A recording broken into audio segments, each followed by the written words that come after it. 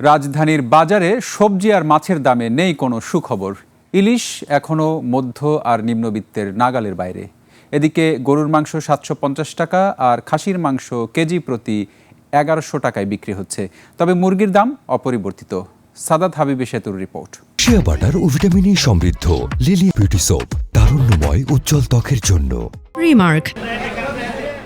ভরা বর্ষায় এবার মাছের বাজার নিয়ে মধ্যবিত্তের বড় হতাশার নাম এই ইলিশ। এটা ধরাছোঁয়ার বাইরে চলে গেছে। এটা জাতীয় মাছ থেকে বাদ দেওয়া উচিত, যেটা সাধারণ জনগণ খেতে পারে না, কিনতে পারে না। এজন্য দাম একটু বেশি। আজকে ১ কেজি সাইজ যেটা ওটা চলতেছে ২৩০০ টাকা, আর যেটা ৯০০, ৯৫০, ২২০০ টাকা চলতেছে। আর এগুলো ৬০০ গ্রাম ওগুলো চলতেছে ১৭০০ টাকা।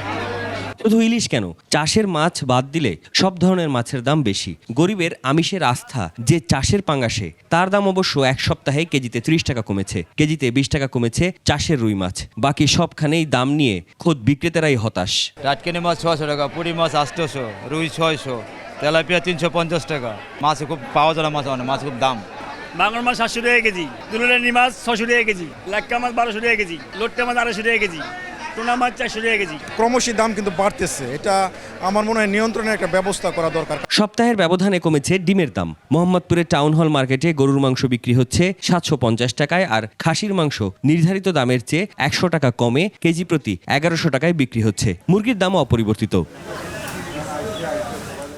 আদা আর ডাল শেষ ১০ দিনে দাম বৃদ্ধির তালিকায় নতুন ২ স্টার। সবজির দামের তালিকায় ভিআইপি অবস্থায় এখনো টমেটো আর কাঁচামরিচ। ভেন্ডি ছিল ৬০ টাকা কেজি, এখন হচ্ছে ৮০ টাকা কেজি।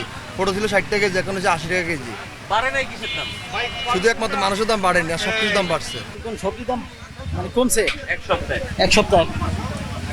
সবজির দাম মানে কমছে বলতে দেখি না কোনো না। এই আধা কেজি করে কিনি, আগে ১ কেজি কিনতাম, এখন তো আর কি আমাদের নাভিশ্বাস উঠে গেছে।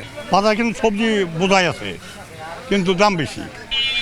বুঝছেন, সমস্যা, আমাদের সমস্যা আসলে। চালের বাজার এখনো চড়া, তবে ভারত থেকে আমদানি হচ্ছে চাল। মোহাম্মদপুর কৃষি মার্কেট জুড়ে সেই আলাপ। আড়তদাররা বলছেন, ভারত থেকে আমদানি করা নাজিরশাইল বাজারে বিক্রি করা শুরু হলে বর্তমানের দাম থেকে এই চালটির দাম ৯ টাকা কমতে পারে। চালের বাজার একটু বেড়ে যাচ্ছিল হু করে, কিন্তু এখন যখন আগেভাগে আমদানি শুরু করছে, এখন বাজার স্থিতিশীল এবং এই বাজার আরও পড়বে। ইন্ডিয়ান চাল আপনার নাজিরশাইল আসছে, এই চালটা আমরা ৭২-৭৩ টাকা বিক্রি করতে পারবো। এই মানের চাল, দেশি চালটা ৮২ থেকে ৮৪ টাকা পাইকারিতে।